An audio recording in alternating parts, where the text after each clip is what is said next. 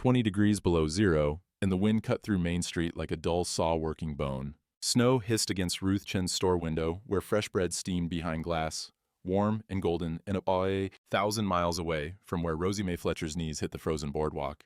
8 years old. Third time this week she'd walked the 3 miles from her grandmother's dying farm, clutching an empty flour sack like a prayer. Her breath came in short, white puffs. Her fingers had gone past blue into something that looked like old bruises. 17 people stepped over her. The banker's wife lifted her skirts, careful not to let the hem touch. 2 ranch hands crossed to the other side. Sheriff Tom Hartley shifted his weight on the opposite corner, watching, doing nothing. Ruth Chen stood in her doorway, arms crossed against the cold and the sight both. "Stores for paying customers, child." Rosie's voice came out small. "Please, ma'am. Grandma Maggie's sick. Just flour for soup. I can work, I can sweep, I can—" "Store's closed."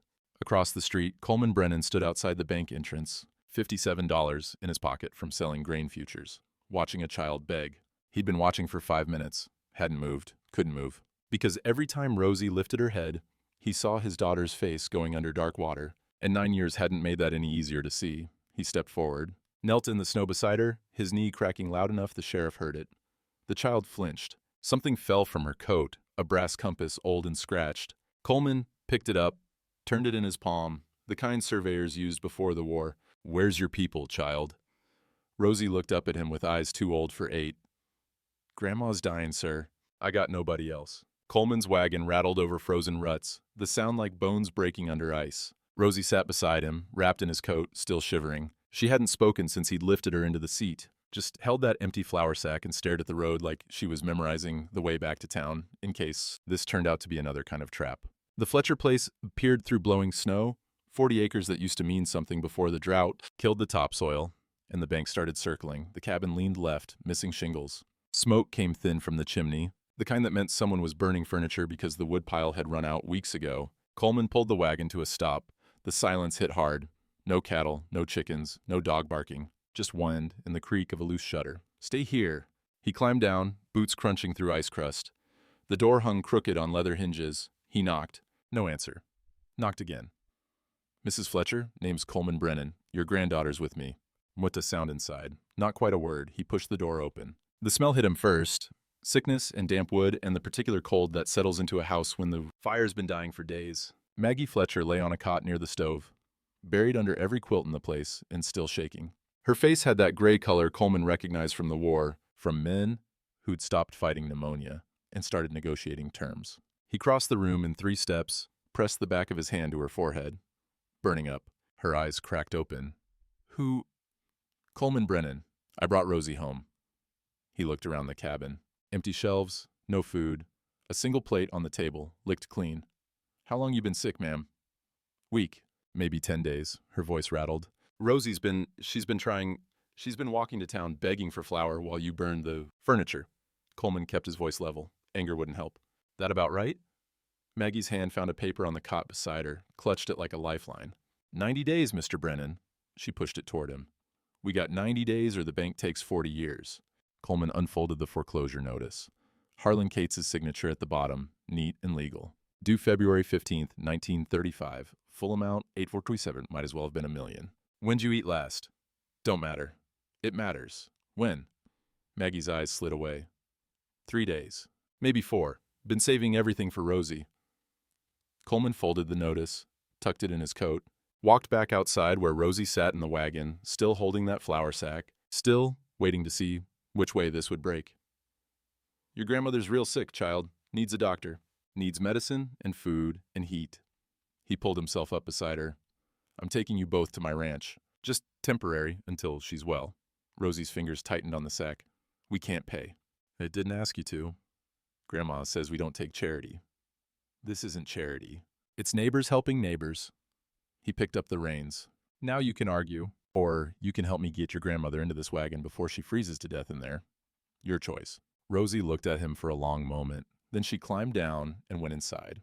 The Brennan Ranch spread across 2,000 acres of grassland that would have been prime cattle country if the drought hadn't turned half of it to dust. The house sat solid, 2 stories, painted white, smoke rising steady from 3 chimneys.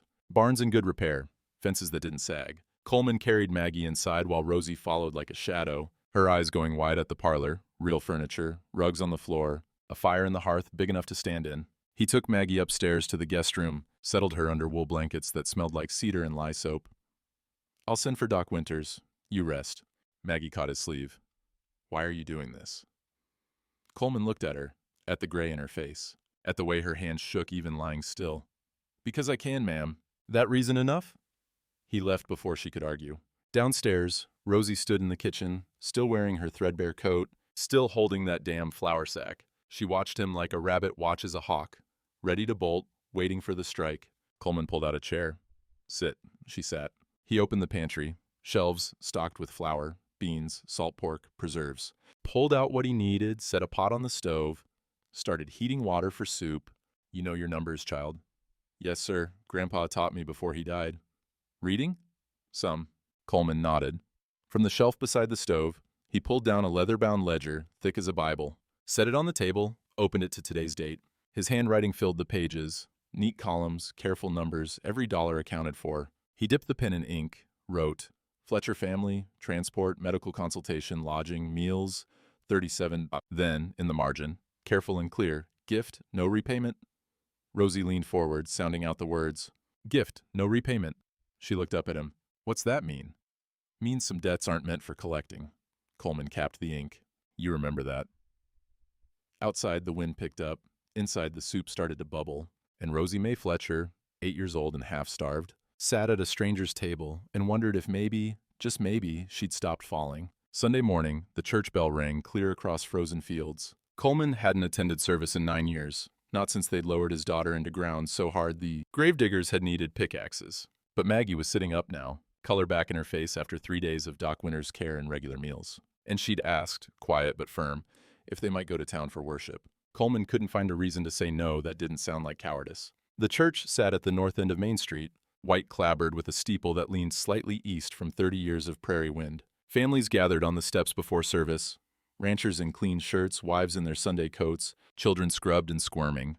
The talk stopped when Coleman's wagon pulled up. He helped Maggie down first, then Rosie, walked between them up the steps while 24 pairs of eyes tracked their movement like gun sights. The whispers started before they reached the door. Coleman Brennan, playing grandpa to strangers. Heard he took him in. Living right there in his house. Man that age, alone with a young woman and a child. Ain't proper. Coleman kept walking. Maggie's hand tightened on his arm. Rosie looked straight ahead, chin up, like she'd practiced this particular kind of invisible 100 times before. Inside, the pews smelled like beeswax and old hymnals, and the particular judgment that settles into wood when enough. People have sat in it, thinking hard thoughts about their neighbors. Coleman guided them to a pew halfway back, sat, waited. Reverend Samuel Oakes took the pulpit, 63 years old, white hair, voice that could shake rafters when the Spirit moved him. Today it didn't move him far. 2 Timothy chapter 2, verse 5. He cleared his throat. An athlete is not crowned unless he competes according to the rules. The sermon ran 20 minutes on the importance of law, of order, of respecting boundaries and property and the legal instruments that govern Christian society. He never looked directly at Coleman's pew, but the message landed clear as creek water. When it was over, Coleman stood to leave, found Harlan Cates blocking the aisle. 45 years old, dressed in a suit that cost more than most ranchers made in a season, hair slicked back with pomade that smelled like cloves and ambition. He smiled, the kind of smile a man practices in mirrors until it looks almost genuine. "Mrs. Fletcher," and he nodded to Maggie, "I'm glad to see you're feeling better. I was concerned when you missed our appointment last week." Maggie's face went careful. "What appointment?" "To discuss your relief paperwork." Harlan pulled a folded document from his coat pocket. "Federal program. Drought assistance for qualifying farms. I took the liberty of preparing the forms. Just need your signature." Coleman stepped between them. "Mrs. Fletcher isn't signing anything without reading it first." "Of course." Harlan's smile didn't shift. "Though I should mention the deadline is quite firm. If she doesn't apply by tomorrow, the opportunity closes. And given the foreclosure notice," he let the sentence hang like smoke. Maggie reached for the papers. "What do I need to do?" "Just sign here." Harlan produced a pen. "And here, standard federal documentation. I've helped 7 families already this month." Coleman took the papers from Maggie's hand, scanned the first page. Legal language, dense and twisting. References to grain futures, interest accrual, payment schedules. Nothing about drought relief. "This isn't—" "Mr. Brennan." Harlan's voice went cold at the edges. "Are you a lawyer?"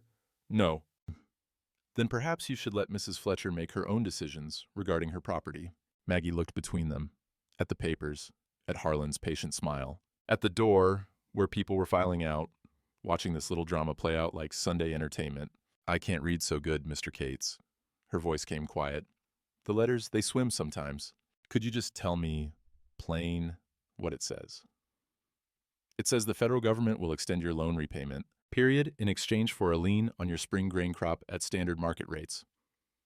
Harlan clicked the pen. Completely legitimate. I have the documentation at my office if you'd like to review. She'll review it with a lawyer present. Coleman handed the papers back. Come to my ranch tomorrow. Mrs. Fletcher can give you her answer then. Harlan's smile finally cracked. Mr. Brennan, I don't think you understand the urgency. I understand fine. Coleman took Maggie's arm. Tomorrow. They made it to the wagon before Reverend Oakes caught up with them. Coleman. The Reverend's breath came white in the cold. A word? Coleman helped Rosie into the wagon. Make it quick. What you're doing, taking in Mrs. Fletcher and the child. People are talking. Yes, let them talk. It's not proper. A man your age, a widow, a young girl. Even with the best intentions, appearances matter. Coleman turned to face him fully. You just spent 20 minutes preaching about following rules, Samuel. You gonna tell me which rule says I can't help my neighbors? The rule that says we must avoid even the appearance of impropriety. The rule that says Oakes stopped, glanced back at the church where Harlan Cates stood watching from the steps. Coleman, some situations are more complicated than they appear. Sometimes the best help is knowing when to step back. That what you tell yourself when you step over hungry children in the street? Oakes's face went red. That's not fair. No. Coleman climbed into the wagon. It's not. But neither is watching people starve, because helping them might look improper. He drove away before Oakes could answer. They were half a mile from town when Maggie spoke. Mr. Brennan, about those papers. If it's federal relief, like he says, maybe I should... It's not federal relief. Coleman kept his eyes on the road. It's a trap. How do you know? Because I've seen Harlan Cates' work before. Seen how he helps people right into foreclosure. He glanced at her. We'll get a real lawyer to look at it. Someone who doesn't smile while he's robbing you. Maggie nodded, but her hands twisted in her lap. 90 days. The clock was running. Behind them, Rosie sat quiet, that brass compass in her pocket, watching the way her grandmother's shoulders bent under weight that had nothing to do with sickness. When they got home, Coleman found a telegram waiting. Doc Winters, brief and unsigned. Cates asked me medical opinion on Ms. Fletcher's competence. Wanted letter declaring her unfit. I declined. Thought you should know. Coleman folded the telegram. Looked out the window toward town, toward the bank where Harlan Cates was already planning his next move. The trap was closing, and they had 87 days to figure out how to spring it. Tuesday afternoon, Ruth Chin's wagon rattled up the drive to Brennan Ranch. Unusual enough that Coleman looked up from mending harness leather in the barn. Ruth didn't make social calls. Hadn't spoken more than 10 words to him in 5 years. Not since her husband died, and she'd inherited the general store, and all the quiet bitterness that came with running a business in a town where half the customers owed her money they'd never pay. She climbed down without waiting for help, pulled a wooden box from the wagon bed, marched straight to where Coleman stood. We need to talk. Private. Coleman set down the leather, led her to the barn office, a small room that smelled like saddle soap and old account books, closed the door. Ruth set the box on his desk with a thud that raised dust. My husband was county surveyor for 17 years before his heart gave out. Kept every map, every deed record, every boundary measurement he ever made. She opened the box. Papers, yellowed and careful, filled it to the brim. I heard what Harlan tried at church. Figured you might want to know what he's really been doing. Coleman pulled out the top sheet, a survey map dated 1929, showing property lines for 7 farms along Bitter Creek. Fletcher, Morrison, Chen, Yates, Patterson, Blake, Drummond, all of them marked with precise boundary stakes, all of them sharing water rights from the creek that ran through the center of the valley. These are the original surveys? Everyone. Ruth pulled out another map, this one dated 3 months ago. Now look at what Harlan filed with the county last September. Coleman laid them side by side. The boundaries had shifted. Not much, 40 feet here, 60 feet there. But every shift moved the creek access onto property Harlan had purchased through foreclosure. 6 farms, bought in the last 2 years. The 7th was Fletcher's. He's been moving the boundary markers? Has to be. Ruth's voice was tight. My husband drove those stakes himself. Iron rods, 3 feet deep, set in concrete. They don't drift. Someone moved them. She pulled out a ledger. And look at the foreclosure dates. Morrison in March 33, Yates in July 33, Patterson, Blake, Drummond, all within 18 months. Every single one claimed they couldn't pay because their grain crops failed. But Coleman, they all had water access. Crops don't fail with good water, not even in drought.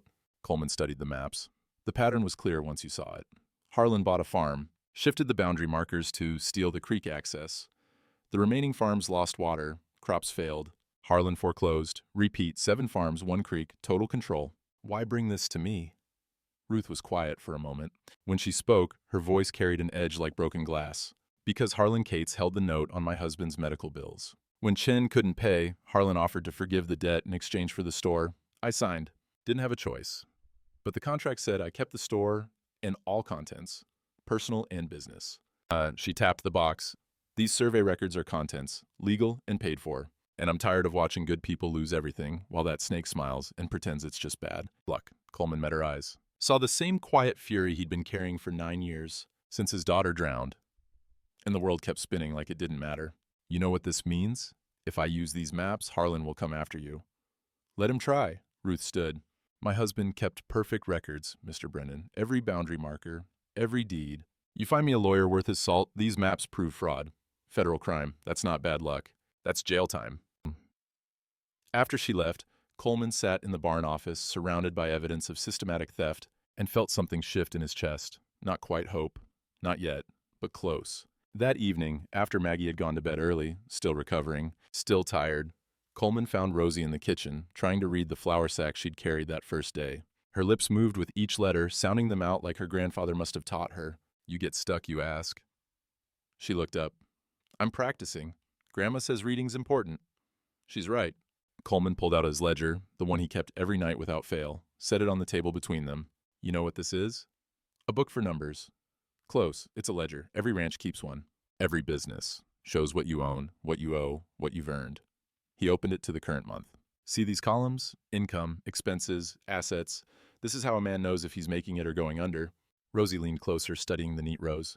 What's this word? A-S-S-E-T-S? Assets. Things you own that have value. Land, cattle, equipment. Her finger traced down the page, stopped at the Fletcher entries. This says our name. Fletcher family. She read slowly. Transport, medical consultation, lodging, meals. Her eyes found the total. 37. Then the margin note. Gift, no repayment. She looked up at him. Why write it if it's a gift? Coleman had been expecting the question, but the answer still stuck in his throat. He thought about his daughter, about the ledger he'd kept of her medical expenses, trying to save her with money when what she'd needed was time he didn't have. About the way he'd balanced those accounts for years after, adding up the cost of failure. Because someday, he said carefully, someone might need proof that not all debts are meant for collecting. That some things, feeding hungry people, helping sick folks get well, those aren't loans. They're what we're supposed to do when we can. Rosie's small hand touched the page. Grandma says we can't take charity, says it's shameful. Your grandma's wrong about that. But Coleman pulled the ledger closer. Charity is when you give to someone because you pity them, because you think they're lesser. This isn't charity, child. This is neighbors taking care of neighbors. This is what family does. But we're not your family. Not by blood, no. Coleman closed the ledger. Looked at this 8-year-old who'd walked 3 miles in a blizzard to beg for flour because her grandmother was dying, who carried her grandfather's compass like a piece of faith, who read words slowly and carefully because someone had loved her enough to teach her. But family isn't just blood, Rosie. Sometimes it's who you'd walk through a blizzard for, who you'd fight for, who you'd mark down in a ledger as no repayment because their being safe matters more than being square. She was quiet for a long moment. Then she pulled the brass compass from her pocket, set it on the table beside the ledger. Grandpa gave me this before he died. Said it points to true north, not just magnetic north. Said most folks follow the wrong north their whole lives because they trust the needle instead of the numbers. She looked up at Coleman. What's the difference? Coleman picked up the compass, examined it. Surveyor's grade, expensive for its time. The kind that showed both magnetic and true north, the variation between what looked right and what actually was.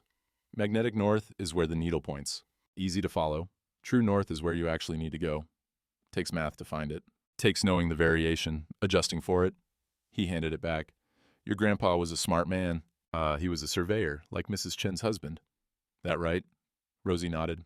He helped survey all the farms in the valley, said every stake he drove was a promise. Said land only means something if the boundaries are true. Coleman went still. Rosie, did your grandpa keep any of his survey notes? Any maps or records? Don't know. Maybe in the cabin. There's a trunk under Grandma's bed with his old things. She tilted her head. Why? Because if your grandfather surveyed these properties, Coleman thought, then his records would match Ruth Chen's husband's work. 2 independent sources. Impossible to dispute. No reason. Just curious. He stood. You should get to bed. It's late. But after Rosie went upstairs, Coleman sat in the kitchen with that brass compass, turning it in his hands, watching the needle swing between magnetic and true north, thinking about variation, about the difference between what looked legal and what was actually right, about how sometimes finding true north meant you had to stop trusting the easy path and start doing the math. Outside, January wind rattled the windows. Inside, for the first time since he'd found Rosie collapsed in the snow, Coleman Brennan felt something dangerous kindle in his chest. It felt like hope. And hope, he'd learned the hard way, was the thing that got you moving when sitting still meant drowning. He just had to make sure it didn't get them all killed first. The town hall meeting was called for Thursday evening, February 7th. Mandatory, the notice said, posted on the general store window and the church door and the feed depot bulletin board. Water rights discussion. All property owners required to attend. Coleman drove Maggie and Rosie into town through late afternoon, cold that bit exposed skin, and turned breath to ice crystals. The sky hung low and gray, promising snow by midnight. Main Street was crowded with wagons, more people than Coleman had seen gathered since the 4th of July, before the drought, back when there'd been something to celebrate. Inside the hall, benches were packed. Ranchers, farmers, shopkeepers, their wives, children fidgeting in Sunday clothes. The air smelled like damp wool and coal smoke from the stove in the corner that barely took the edge off the cold. Coleman found seats near the back, Maggie on his right, Rosie pressed against his left side like she was trying to disappear. Harlan Cates stood at the front beside a large map tacked to the wall. Sheriff Hartley sat to one side, face neutral. Reverend Oakes sat to the other, hands folded, looking anywhere but at Coleman. Harlan waited until the room settled. Then he smiled. Thank you all for coming. I know it's cold, and you've got evening chores waiting, so I'll be brief. He tapped the map. This shows the 7 properties along Bitter Creek that have changed ownership in the past 2 years. As you can see through legal foreclosure proceedings, these properties now belong to Cates Agricultural Holdings. Murmurs rippled through the crowd. Coleman watched faces, some angry, some resigned, some carefully blank. Now, under territorial water law, Harlan continued, creek access is determined by property boundaries. These 7 parcels give Cates Holdings legal control of all primary water access to Bitter Creek for a distance of 4 miles. He let that sink in. Which means, effective March 1st, any remaining farms requiring creek water for irrigation or livestock will need to negotiate access fees with my company. The murmurs turned to shouts. You can't do that. That's our water, same as yours. Been using that creek for 30 years, Harlan raised his hand. I understand this is difficult, but the law is clear. I own the access. However, his voice rose over the noise, I'm prepared to be reasonable. Standard water access fees will be $5 per month for livestock use, $15 per month for irrigation rights, payable in advance. Anyone unable to pay can negotiate payment plans at standard interest rates. Coleman did the math in his head. $15 a month for irrigation.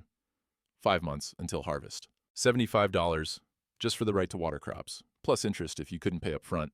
For farmers already drowning in debt, already surviving on hope and fumes, it was a death sentence dressed up as a business proposition. This is theft, the voice came from the middle of the room. Old man Morrison, who'd lost his farm in '33. You're stealing what doesn't belong to you. I'm exercising my legal rights. Harlan's voice stayed calm. Sheriff Hartley has reviewed the deed transfers. Everything is in order. Isn't that right, Sheriff? Hartley stood slowly, looked at the crowd. I've reviewed the documents. The foreclosures were legal. The property transfers were properly recorded. Water access follows property ownership. He paused. It's legal, folks. Harsh, but legal. Oh, legal doesn't make it right. Coleman stood, every head turned. Legal just means you found a way to rob people without breaking the letter of the law. Harlan's smile thinned. Mr. Brennan, how kind of you to share your opinion. Though I should point out your ranch draws from Spring Creek, not Bitter Creek. This doesn't affect your water supply, so perhaps you should let those who are actually impacted speak for themselves. It affects Mrs. Fletcher. Her farm's on that list. Mrs. Fletcher's farm is in foreclosure. As of March 1st, it will belong to Kate's holdings. She'll have no need for water access. Maggie's hand found Coleman's arm, gripped tight. Rosie had gone very still. Coleman kept his voice level. And if we contest the foreclosure? On what grounds? Harlan pulled papers from his satchel. Mrs. Fletcher signed a legally binding contract. Her grain crop failed. She defaulted on payments. The bank has every right to foreclose. He held up the document. Unless you're suggesting a court would overturn a federal agricultural relief contract. Because I assure you, Mr. Brennan, these contracts are ironclad. Not a federal relief contract? Coleman moved down the aisle toward the front. Let me see that. It's confidential financial documentation. Let him see it. Sheriff Hartley's voice cut through the room. If it's legitimate federal paperwork, there's no reason not to show it. Harlan hesitated just long enough for Coleman to know. Then he handed over the papers. Coleman scanned them. The language was dense, deliberately confusing, but the numbers were clear. 40% interest, compounding monthly. Grain futures tied to market rates that Harlan's company controlled. Default triggers that could be activated for missing any single payment, even by a day. This isn't federal relief. This is a loan shark contract with a government seal stamped on top. It's a standard agricultural futures agreement. It's fraud. Coleman looked at Maggie. Did you understand what you were signing? Her face had gone pale. He said it was drought assistance. Said the government would extend my payment deadline? Mrs. Fletcher. Harlan's voice turned sharp. Are you now claiming you signed a legal document without reading it? Without understanding the terms? This room went quiet. Everyone knew the answer. Everyone knew Maggie couldn't read well enough to parse legal language. And everyone knew that didn't matter in court. Maggie's voice broke. I trusted you. Then perhaps you should have been more careful with your trust. Harlan collected the papers. The contract is valid. The foreclosure stands. And come March 1st, Kate's holdings will control the water rights. He looked at the crowd. Anyone wishing to negotiate access fees can make an appointment at my office. Otherwise, I suggest you start planning alternative water sources, or alternative farms. Coleman opened his mouth to argue, but Reverend Oakes stood first. Mr. Cates is right. The words hit like a fist. Coleman turned to stare at the Reverend. Oakes wouldn't meet his eyes. We must respect the law even when it's painful. Romans 13, verse 1. Let every person be subject to the governing authorities. Mrs. Fletcher signed a contract. She must honor it. That's the foundation of civilized society. Civilized society. Coleman's voice came out quiet, dangerous. You think watching families lose everything because they couldn't read fine print is civilized? I think chaos comes from ignoring legal agreements because we don't like the outcome. Oakes finally looked at him. Coleman, I know you mean well, but you can't save everyone. Some situations are beyond helping. Beyond helping or beyond profitable? Coleman gestured at the room. How many of these families owe money to your church? Samuel, how many mortgages does Harlan hold on your congregation? Oakes's face went red. That has nothing to do with... It has everything to do with it. Coleman looked at the crowd, at faces he'd known for 30 years, at ranchers and farmers and shopkeepers who were choosing silence because speaking up might cost them everything. This isn't about law, it's about power. And every person in this room who stays quiet is handing Harlan more of it. Harlan gathered his papers. This meeting is adjourned. Sheriff, I trust you'll ensure order is maintained. The crowd filed out in silence, broken and defeated. Coleman stood watching them go, feeling the weight of what had just happened settle into his bones. They'd lost. Not in court, not in a fight, but in the court of public opinion, where silence was consent and consent was surrender. Outside, the temperature had dropped another 10 degrees. Coleman helped Maggie into the wagon. She was shaking, though whether from cold or shock he couldn't tell. Rosie climbed up beside her, then stopped. Brennan, what is it? Child. When they were talking about the water and the property lines and who owns what, I heard Mr. Cates say something to the man next to him, quiet, like he didn't want anyone to hear. Coleman's attention sharpened. What did he say? He said, once I control the water, every farm pays tribute or dies. My mother died in a poorhouse. Never again. Rosie looked up at him with those two old eyes. What's a poorhouse? Coleman's blood went cold, because he understood now. Understood why Harlan was doing this, why he couldn't be reasoned with, why legal or moral or right didn't matter. This wasn't about money. It was about fear. About a man who'd watched poverty kill someone he loved and decided to make sure it could never touch him. Again, even if that meant creating the same poverty for everyone else. It's where poor people used to go when they had nothing left, Coleman said quietly. Where they died, mostly, forgotten. He looked back at the town hall, where Harlan Cates stood in the window, silhouetted against lamplight. master of everything he surveyed. And Coleman realized something else, something that made his hands tighten on the reins. Harlan wasn't going to stop at 7 farms. He was going to keep going until he owned the whole valley, until every person in 3 counties was beholden to him, until the fear that drove him was buried under enough power and land and control that he'd never have to feel it again. Which meant negotiating was pointless. Reasoning was pointless. The only way to stop Harlan Cates was to break him completely. Coleman clicked the reins. The wagon started moving. Behind them, snow began to fall, heavy, wet, the kind that would turn to ice by morning and make every road impassable. 90 days had become 38. The water monopoly was real. And the one person who should have stood with them, Reverend Oakes, had chosen his building over his conscience. Rosie was quiet for a long time. Then she pulled the brass compass from her pocket, opened it in the dim light.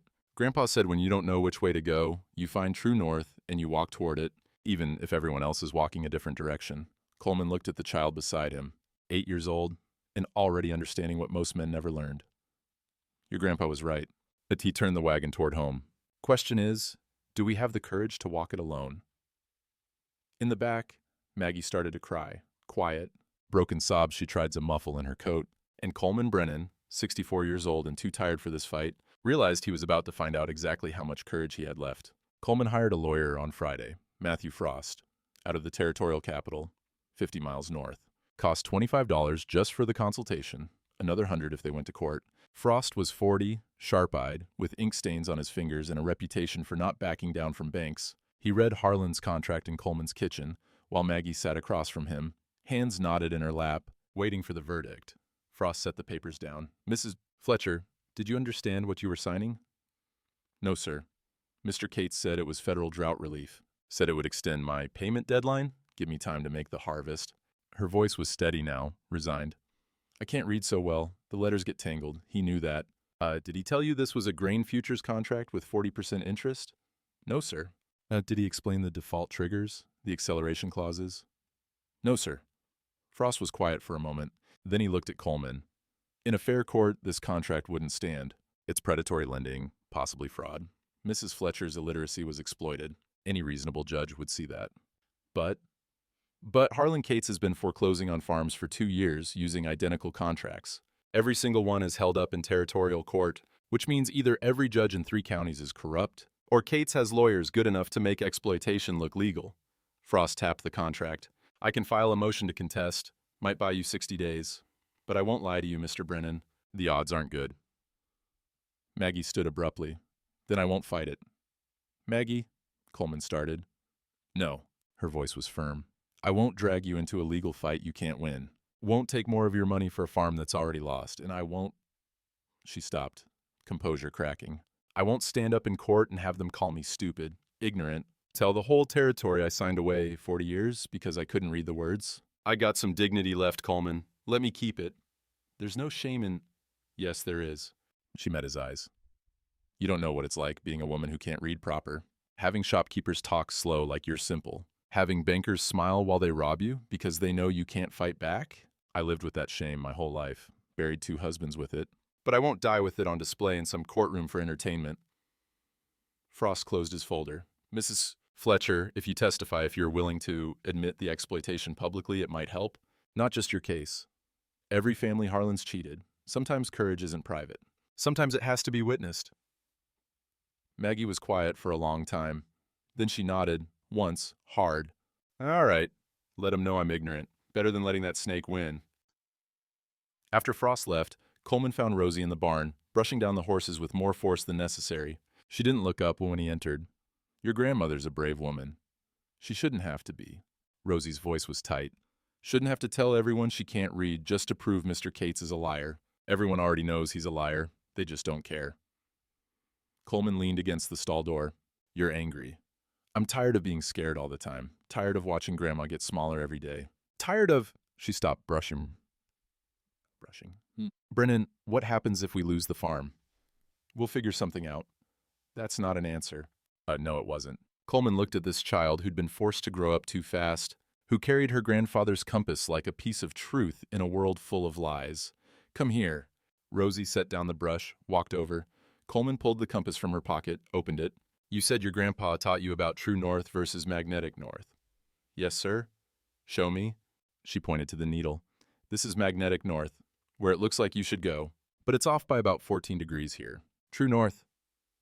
She traced her finger along the edge of the dial, is where you actually need to go if you want to get somewhere real. And how do you find true north? You do the math, subtract the variation. Trust the numbers, not the needle. Coleman knelt down, put himself at her level. Rosie, 2 days ago, you heard Harlan say something about property lines, about the water. She nodded. I need you to do something for me, something your grandpa would have done. He pulled the compass from her hand, pressed it back into her palm, closed her fingers around it. Tomorrow, I want you to walk the property line between your grandmother's farm and the Morrison place. The old Morrison place, before Harlan took it. Use this compass. Check the boundary markers. Look for the iron stakes your grandpa drove. See if they match where the markers are now. You think Mr. Cates moved them. I think your grandpa said compasses don't lie. And I think men who steal water might also steal land, if they thought no one would check the math. Rosie looked at the compass in her hand. If the markers are wrong, that means the deeds are wrong. That means we might have proof that Harlan Cates isn't just a thief, he's a fool. Because he forgot that true north doesn't move, no matter how many markers you relocate. And understanding dawned in her eyes, then fear. If he finds out I'm checking, he won't. You're just a child wandering the creek, playing, no one pays attention to children. Coleman stood. But, Rosie, if you find something, if those markers are off even by a few feet, you come straight back here. Don't confront anyone, don't tell anyone except me, understood? Yes, sir. That night, Coleman sat in his office and opened his ledger. The Fletcher entries had grown to 3 pages. Medical care. Food, lawyer fees. The total sat at $287, more than some ranchers made in a year. He picked up his pen, wrote legal consultation, M. Sir Frost, $25, then in the margin, gift, no repayment. But this time, he added something new. Some debts can't be tallied in dollars. Some are paid in courage. Outside, February wind howled across frozen fields. Inside, Coleman Brennan prepared for war with the only weapons he had left. A child's compass, a dead surveyor's maps, and the dangerous belief that sometimes doing the math mattered more than following the needle. Even when following the needle looked a whole lot safer. Saturday morning, Sheriff Hartley arrived at Brennan Ranch with papers in his hand and an expression that said he'd rather be anywhere else. Coleman met him on the porch, didn't invite him inside. Coleman, Hartley handed over the document. I'm required to serve you this restraining order. Harlan Cates filed it yesterday. Coleman scanned the legal language. His chest went tight. Harassment and unlawful interference with business operations? Says you've been intimidating him, making threats, interfering with his lawful foreclosure proceedings. Hartley shifted his weight. Says you're harboring debtors illegally, that Mrs. Fletcher and the child should be removed from your property, pending resolution of the foreclosure. Tom, you know that's horse shit. What I know doesn't matter. What matters is a judge signed this order. Hartley's voice dropped. Coleman, he's got affidavits. From Reverend Oakes, from 2 merchants, from the town clerk, all saying you've been acting erratic, unstable, that you're not a fit guardian for a minor child. I'm not her guardian. I'm helping her grandmother. Grandmother who's in foreclosure. Grandmother who signed over her rights when she took that loan. Hartley looked past Coleman toward the house. When Mrs. Fletcher passes, and Coleman Doc says it's a matter of months, pneumonia took too much, that child becomes a ward of the county, and Harlan's already filed to have her placed in territorial care. Says she's living in an unstable environment with a man who has no legal claim to her. Coleman's hands clenched. He's using a child as leverage. He's playing chess while everyone else is playing checkers. Hartley tapped the restraining order. You stay away from Harlan. Stay away from his office, his property, any farms under Cates Holdings ownership. You violate this, I have to arrest you. And Coleman, if you're in jail, who protects Mrs. Fletcher? Who protects Rosie? After Hartley left, Coleman found Maggie in the kitchen, kneading bread dough with hands that shook. She'd heard everything through the window. I'm dying. Coleman stopped. Doc said months. Doc said 6 months when he was being optimistic. That was 3 weeks ago. She kept kneading, rhythmic, mechanical. Pneumonia scarred my lungs. I feel it every breath, getting harder. By summer, I'll be gone. And Rosie, her voice broke. She'll be alone, in some territorial orphanage, and Harlan will have won. That's not going to happen. You can't promise that. I can promise I'll fight for her. Maggie turned to face him, flour dusting her hands like old snow. Why? You don't owe us anything. Don't owe me. Don't owe Rosie. We're strangers you picked up 3 weeks ago. Why would you risk everything? Your ranch, your reputation, your freedom, for strangers? Coleman was quiet. The answer was complicated. Had to do with the daughter's face going underwater. Had to do with 9 years of living alone in a house too big for one person. Had to do with the way Rosie looked at him like he might actually be able to fix things, and the terrifying desire to prove her right. Because someone has to, he said finally. And I'm the one who's here. That afternoon, Ruth Chin arrived again. This time, she brought Doc Winters with her. They sat in Coleman's parlor, Ruth on the settee, Doc in the armchair, both of them carrying the weight of confession like stones in their pockets. Doc spoke first. Harlan paid me $200 to write a letter, declaring Maggie incompetent. Said it was standard procedure for loan guarantees, his hands twisted together. I wrote it, signed it, submitted it to the territorial office, and I've been living with that shame every day since. Why tell me now? Because Ruth came to my office yesterday, showed me what Harlan's been doing, the foreclosures, the water scheme, all of it. Doc pulled a paper from his coat. This is a sworn affidavit. States that I was paid to falsify medical documentation. States that Maggie Fletcher is of sound mind. States that my previous letter was written under financial duress. He set it on the table. It's not much. Won't undo what I did, but it's the truth. Ruth added her own papers to the pile. Original survey maps from 1929, my husband's field notes, every boundary marker, every measurement. And Coleman, she pulled out one more sheet. I found the county clerk's records from September. The ones Harlan filed when he claimed the Morrison foreclosure. The property lines don't match my husband's surveys. Not even close. Someone moved the markers. 43 feet on the east boundary, 61 feet on the south. Just enough to shift creek access onto Harlan's land. Coleman spread the maps side by side. The evidence was clear, undeniable. This proves fraud. It proves more than that. Ruth's finger traced the pattern. Look at all 7 properties. Same shifts, same direction. All moving creek access toward Kate's holdings. This isn't opportunistic theft, Coleman. This is systematic. Planned. He's been doing this for 2 years. Doc leaned forward. What do you need from us? Testimony. When we go to court, when Frost files his motion, I need you both willing to stand up and say this publicly, in front of Harlan, in front of the whole county. He'll destroy us. Doc's voice was quiet. He holds my clinic mortgage. He can call it due tomorrow if he wants. He holds debts on half the county, Ruth said, including mine. But Doc's right. We testify we lose everything. Coleman looked at them both. Then why are you here? Ruth met his eyes. Because my husband spent 17 years driving stakes into frozen ground, making sure every boundary was true, making sure families knew where their land began and ended. And Harlan Cates took those stakes and moved them like they were nothing. Like Chin's work was nothing. Like truth was negotiable. Her voice hardened. I won't let that stand. Not for money, not for safety, not for anything. Doc nodded slowly. And I took an oath. First, do no harm. Declaring a woman incompetent for profit. That's harm. Time I started living up to what I promised. Coleman felt something shift in his chest. Not quite hope. Stronger than that. Alliance. The kind that forms when people stop being afraid of losing and start being angry about what's already been lost. All right, I'll take this to Frost on Monday. Get him to file an emergency motion with the territorial court. Fraud charges, contract nullification, the whole thing. He looked at the maps, at the affidavits, at 2 people who'd decided courage was worth more than safety.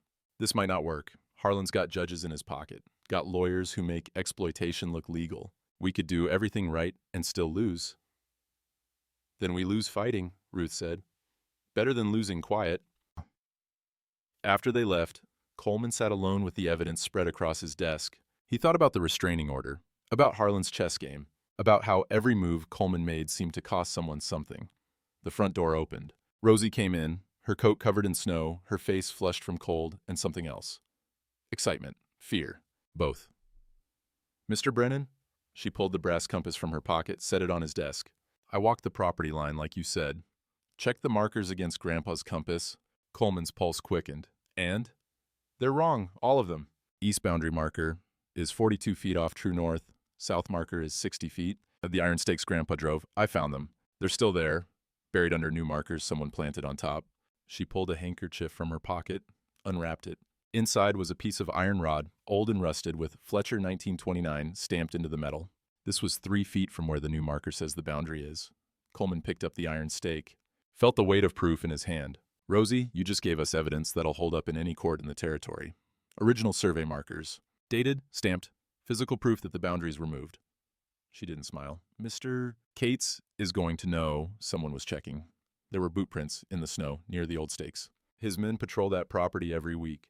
Coleman looked at this 8-year-old child who just walked into danger to find the truth and felt fear cut through triumph like a cold wind. Did anyone see you? I don't think so, but Mr. Brennan, her voice went small. If he finds out, if he knows I was looking, what happens to Grandma?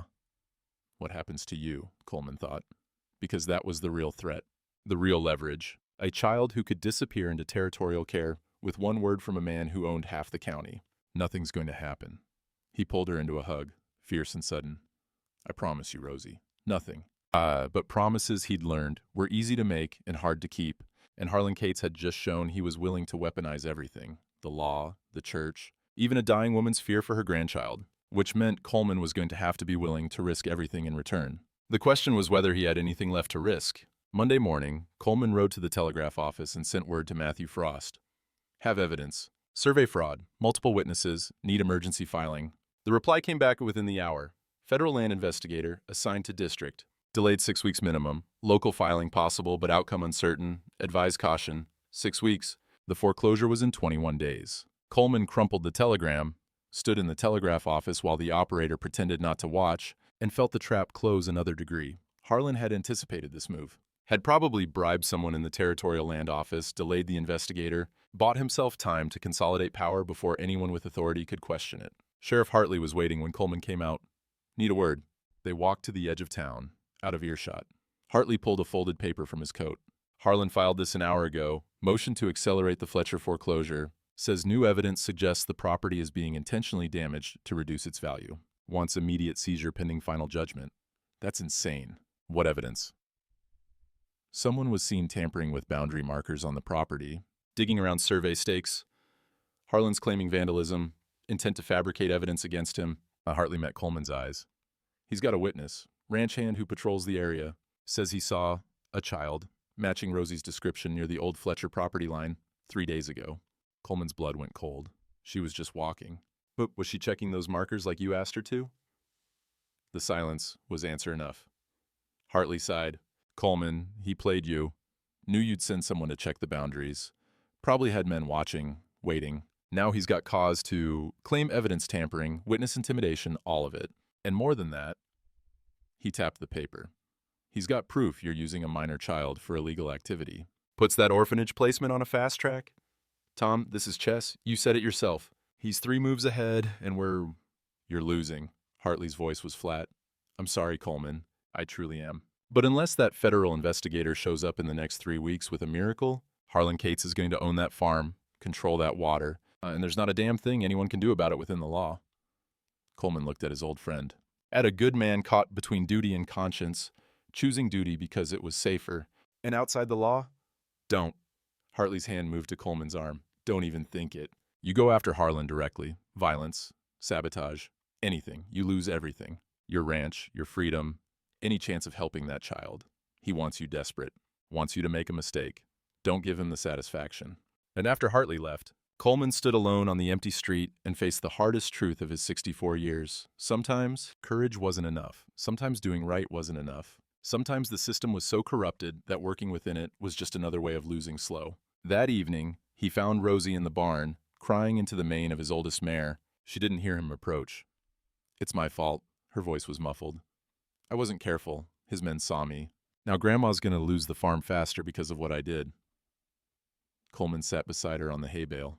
Rosie, you did exactly what I asked you to do. You found proof. You were brave. The fact that Harlan had men watching, that's on me, not you. But if I'd been smarter, if I'd checked for tracks first, Sometimes, Coleman said quietly, doing the right thing costs you and the people you love. And there's no way around that cost except not doing the right thing at all. He pulled the brass compass from his pocket, the one Rosie had given him 3 days ago. Your grandfather knew that. He drove those survey stakes knowing someday someone might move them, knowing his work might not last. But he did it anyway, because true north doesn't change just because someone plants a false marker. Rosie wiped her eyes. What do we do now? I don't know. The admission hurt. Frost says we can't win in court without the federal investigator. Harlan's accelerating the foreclosure. And if I fight him outside the law, I lose you and your grandmother both. So we just give up? Coleman looked at this child who'd walked through a blizzard to beg for flour, who'd checked boundary markers, knowing the danger, who kept asking him to be braver than he felt. "No," he said. "We don't give up. But Rosie, I need to ask you something hard. If doing right means we lose everything, the farm, the fight, all of it, is it still worth doing?" She was quiet for a long moment. Then she opened the compass in her palm, watched the needle swing and settle. Grandpa used to say, the needle always finds north, even when you're lost, even when you're scared, even when following it means walking alone. She looked up at Coleman. "I think doing right is like that. It's just finding north and walking, even when everyone else is standing still." Coleman felt something break inside him, and something else, older, fiercer, take its place. "Then I guess we keep walking." Outside, the sun set cold and red. Inside, Coleman Brennan made a decision that would cost him everything he'd built, and maybe save the only things that mattered. He just had to figure out how to afford the price. Tuesday morning, Coleman sold his cattle herd, all of it, 200 head, 40 years of careful breeding, gone to a buyer from 3 counties over who paid market rate and didn't ask questions. The money came to $11,200. Every asset Coleman owned, except the land itself. He stood in the empty pasture afterward, listening to silence where cattle sounds had been for 4 decades, and told himself this was just arithmetic, just finding true north and walking. It felt more like cutting off his own arm. He came back to the ranch house and found Rosie at the kitchen table, watching him with those 2 old eyes. "You sold them. Needed the money." "For what?" Coleman sat across from her, pulled his ledger from the shelf, opened it to a fresh page, started making calculations. Court fees, lawyer retainers, emergency filings. None of it would matter if the federal investigator didn't arrive in time. Which left one option, one move Harlan wouldn't expect because it was too reckless, too expensive, too much like playing the same game Harlan played. "The foreclosure auction is in 16 days, Coleman said. "Harlan plans to buy your grandmother's farm for pennies, add it to his holdings, complete the water monopoly. But auctions are public. Anyone can bid." Understanding dawned in Rosie's face. "You're going to buy it. Going to try. If I can outbid Harlan, I can transfer the deed back to your grandmother, keep the farm in the family until the federal investigator arrives, until we can prove fraud. How much will it cost?" Coleman did the math again. The farm was worth maybe $3,000 in a fair market, but Harlan would bid higher to keep control, would go to $5,000, maybe $6,000, and Coleman would have to match him, dollar for dollar, in front of the whole county. "Everything I have, and maybe more than that." Rosie's hand found his across the table. "Mr. Brennan, you can't. That's your whole life. Your ranch, your cattle, everything you built." "I built it alone, child. And alone, it doesn't mean much." He closed the ledger. "But this, keeping your grandmother's land, keeping you safe, proving that Harlan Cates can't just steal what he wants, that means something. Even if you lose? Especially if I lose." The auction was set for Saturday, March 2nd in the town square. By noon, every soul in 3 counties had gathered, ranchers and farmers, merchants and laborers, women with children, old men who'd seen the territory when it was still wild. They lined the boardwalks, filled the spaces between wagons, stood silent and waiting like witnesses to an execution. Coleman arrived early with Maggie and Rosie, found a place near the front where the auctioneer's platform stood, a simple wooden stage with a podium and a gavel. Sheriff Hartley stood to one side, official and grim. Harlan Cates stood to the other, relaxed and confident in an expensive suit. The auctioneer climbed the platform at straight noon, thin man with a voice that carried like a whip crack. "Ladies and gentlemen, we're here for the public auction of 7 properties under foreclosure to Cates Agricultural Holdings. Bidding will proceed alphabetically by original owner. First property, Blake Homestead, 40 acres, creek access, house and barn. Opening bid, $500. Harlan bid $500. No one countered. The gavel fell. 1 down. Drummond property, Morrison property, Patterson. Each one the same. Harlan bid low unopposed. The gavel fell. 4 farms gone in 15 minutes, sold for less than they'd cost to build. Then, Fletcher property, 40 acres, creek access, primary structures. Opening bid, $800. Harlan raised his hand. $800. Coleman stepped forward. $1,000. The crowd murmured. Harlan's smile thinned. $1,200. $2,000. "Mr. Brennan," Harlan's voice carried across the square, "are you certain you want to involve yourself in this process? You have no legal claim to the Fletcher property." "I have money and a right to bid. That legal enough for you?" Harlan's jaw tightened. $3,000.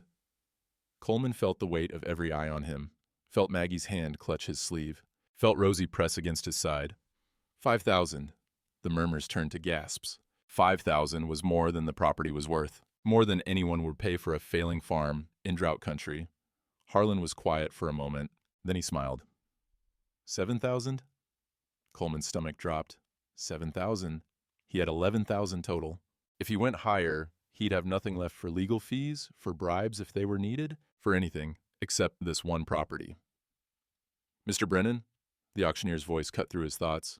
Do you counter? Coleman opened his mouth, and that's when someone spoke from the crowd. I'd like to add to Mr. Brennan's bid. Old Morrison stepped forward, the man who'd lost his farm in '33. He held a worn envelope. Got $47 saved. Miss Brennan's been fair to this valley longer than Harlan Cates has been alive. Figure. It's time we return the favor. Another voice. I'll add 32. Ruth Chen, stepping through the crowd. My husband surveyed that property. The boundaries were true. I won't see his work stolen. $20. Doc Winters, shamefaced but present. Should have done this months ago. 15. 23. 18. One by one, people stepped forward. Poor farmers who could barely feed their families. Shopkeepers who owed Harlan money. Ranch hands who had nothing but their wages. Each of them offering what they could, knowing it might cost them everything, doing it anyway. Coleman watched, throat tight, as the donations piled on the auctioneer's table. Counted in his head. 47, 32, 20, 15. When the last person stepped forward, the total came to $847. The exact amount of Maggie's original foreclosure.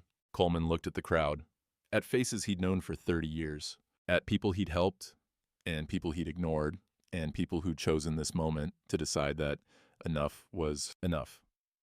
My bid stands at $5,000, he said, plus $847 in community support.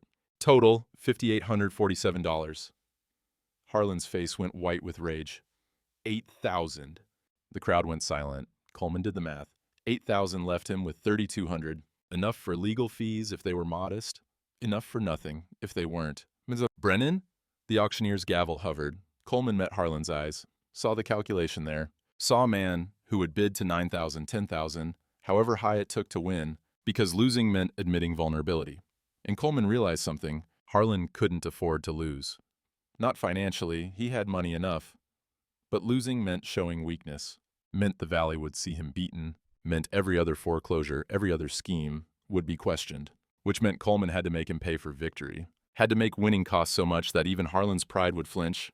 $11,200. Coleman's voice didn't shake. Every cent I have. The crowd gasped. Maggie made a small sound. Rosie's hand found Coleman's, gripped tight. Harlan stared at him. You'd bankrupt yourself for 40 acres? I'd bankrupt myself for what's right. Right? Harlan's laugh was bitter. You think this is about right? This is about survival, Brennan. About making sure I never end up like my mother, dying in a poorhouse while people like you watched and did nothing. I'm not doing nothing now. And they stood there, two old men, on opposite sides of a divide that had nothing to do with money and everything to do with what they'd let fear turn them into. The auctioneer cleared his throat. Miss Cates, do you counter? Harlan opened his mouth. And that's when the commotion started at the back of the crowd. A man on horseback, riding hard, mud-splattered and urgent. He pushed through to the platform, dismounted, held up a badge. Federal Land Office, Territorial Division. I'm Agent William Cross, here to investigate reported deed fraud in this district.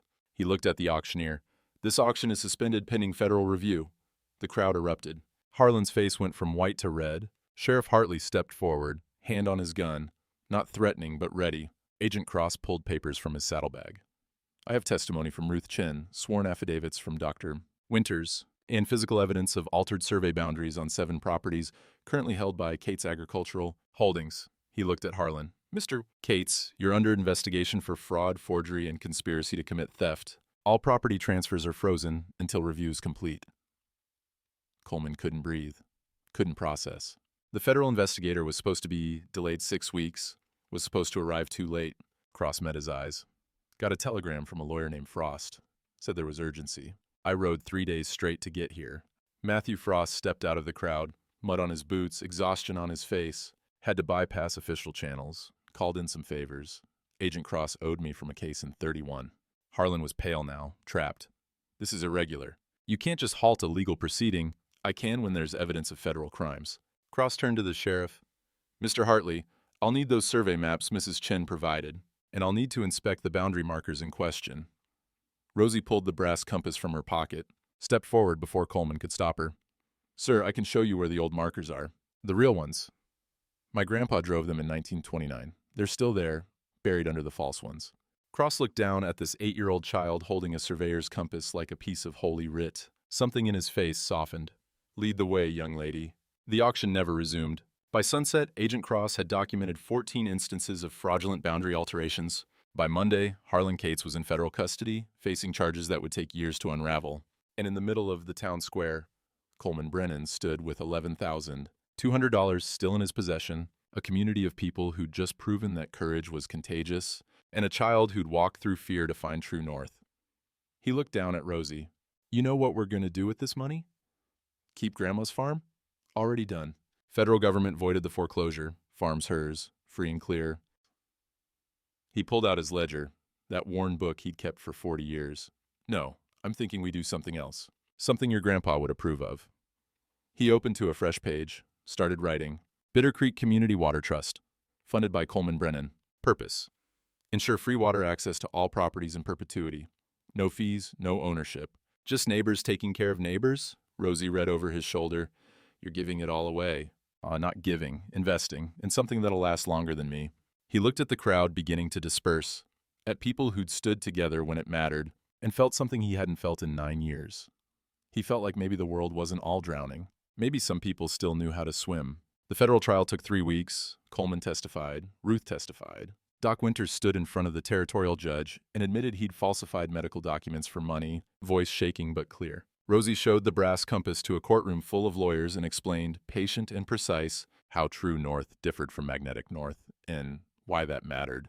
When someone moved your grandfather's survey stakes 43 feet east, the judge listened, reviewed the evidence, and on April 3, 1935, issued his ruling. Harlan Cates was convicted of fraud, forgery, and conspiracy. Sentenced to 7 years federal prison, all properties obtained through fraudulent foreclosure were returned to their original owners. All contracts signed under false pretenses were voided, and Cates Agricultural Holdings was dissolved, its assets liquidated to pay restitution. Coleman wasn't in the courtroom when the verdict came down. He was at Brennan Ranch, helping Maggie plant apple trees on the Fletcher property. 40 acres that belonged to her again, free and clear, no debt hanging over it like a thundercloud. Rosie brought the news, running across the field, hair flying, compass clutched in one hand and a telegram in the other. We won! Mr. Brennan, we won! Maggie sat down hard on the ground, tears streaming. Coleman just nodded, feeling older than his 64 years and somehow lighter at the same time. Good, he said. That's good.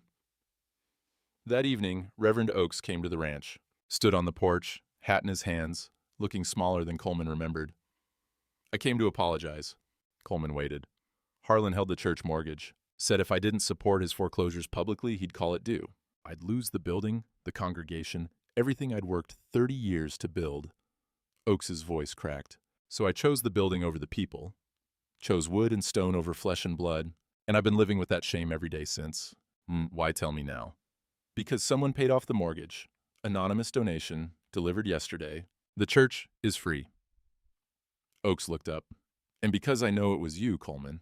Know you took the money you could have kept and used it to free me from the same trap I was too weak to fight. Coleman didn't confirm or deny. Just looked at this man who'd failed and was trying to figure out how to live with it. Samuel, the building was never the church. The people were. You remember that next time someone asks you to choose. Oakes nodded, turned to leave, stopped. For what it's worth, I voted against you staying on as deacon after your daughter died. Thought a man that broken couldn't lead? I was wrong? You're the best man I know? No, Coleman said quietly. I'm just the one who happened to be standing in the right place when someone needed help. That's not virtue, Samuel. That's just luck and stubbornness. After Oakes left, Coleman found Rosie and Maggie in the kitchen, making dinner. The smell of pot roast filled the house, rich and warm and alive. Brennan? Rosie looked up from setting the table. What happens now? Now you and your grandmother go home, fix up the farm, plant crops, live your lives. Without you? Coleman sat at the table. I'll be a mile down the road. You'll see me at church every Sunday, at the general store, probably more often than you want. But we won't be living here, with you. Rosie, this was always temporary, just until your grandmother was well, until the farm was secure. Maggie's hands stilled on the bread knife. Coleman, we owe you everything. The farm, our lives, our freedom. How do we ever repay that? Coleman pulled out his ledger one last time, opened it to the Fletcher pages. 3 months of entries, hundreds of expenses, thousands of dollars in care and legal fees and auction bids. Then he did what he'd been planning since the day he'd written the first entry. He tore out every page, carried them to the fireplace, set them alight, watched 3 months of careful accounting turn to ash. No debt, he said, when to no repayment. That was the deal from the start. Rosie ran to him, wrapped her arms around his waist, held on like she was afraid he'd disappear. You're family now, right? Even if we don't live here, even if Grandma gets the farm back, we're still family? Coleman looked at Maggie, saw the same question in her eyes, saw a woman who'd survived poverty and sickness and the systematic theft of everything she'd built and was still standing, still asking if there was room for her in someone's life. By choice, not blood, he said, and that's the truest kind. That night, after dinner, after Maggie had gone to bed early, still recovering, still tired, but better, Coleman and Rosie sat on the porch and watched spring arrive. The snow was gone. The creek was running clear and free, no one's property, everyone's blessing. The apple trees they'd planted that morning stood in neat rows, bare branches waiting for leaves. Rosie pulled out her grandfather's compass, opened it. The needle swung and settled, pointing north through all the darkness and cold. Grandpa used to say a compass is only useful if you trust it enough to follow where it points. Your grandpa was right about most things. Mr. Brennan? Yeah, child? Thank you for following north, even when it was hard. Coleman looked at this 8-year-old who'd taught him more about courage in 3 months than he'd learned in 64 years, who'd walked through blizzards and checked boundary markers and stood in federal court explaining surveying mathematics to judges because someone had to, and she was the one who was there. Thank you for showing me where north was, he said. I'd been lost a long time. They sat in comfortable silence while the stars came out, cold and bright and infinite. And Coleman Brennan, who'd spent 9 years drowning in grief, finally felt like maybe he'd found the surface. 30 years later, Coleman Brennan sat on his porch, 94 years old now, bones creaking, eyes still sharp, and told this story to his great-grandchildren. Well, Rosie's grandchildren, technically. But family was choice, not blood, and these children called him Great-Grandpa Cole, like they'd been born knowing it. So what happened after? The youngest asked, 7 years old with Rosie's dark eyes. After? Coleman smiled. After we lived? Your great-grandma Rosie took over the Fletcher farm when Maggie passed in 38, married a good man named Thomas, had 3 children, 7 grandchildren, and turned that 40 acres into the most prosperous apple orchard in 3 counties. And the water? The Bitter Creek Community Trust still runs it. Free access, no fees, just like we set up. 32 farms use that water now. Nobody owns it. Everybody shares it. And Mr. Cates? Served his time, got out in 42, moved east, heard he died poor and alone, still angry at the world for not owing him safety. Coleman paused. I almost felt sorry for him. Almost. What did you learn, Great-Grandpa? Coleman looked at the compass on the table beside him, brass and old, still pointing true after 60 years. Rosie had given it back to him on her wedding day. Said he'd earned it. Learned that compassion ain't soft. It's the hardest steel there is. Learned that law keeps order, but mercy makes us human. And learned that sometimes the best investment a man can make is giving away everything he has for something that'll outlast him. He pointed to the creek running through the valley, clear and free and shared, to the farms thriving along its banks, to the apple trees Rosie had planted in 1935, now full-grown and bearing fruit. True north ain't a place, children. It's a promise. And promises kept, well, they echo longer than any fortune. The children ran off to play, leaving Coleman alone with the compass and the memories and the warm spring sunlight that felt, if he let himself believe it, a little bit like forgiveness.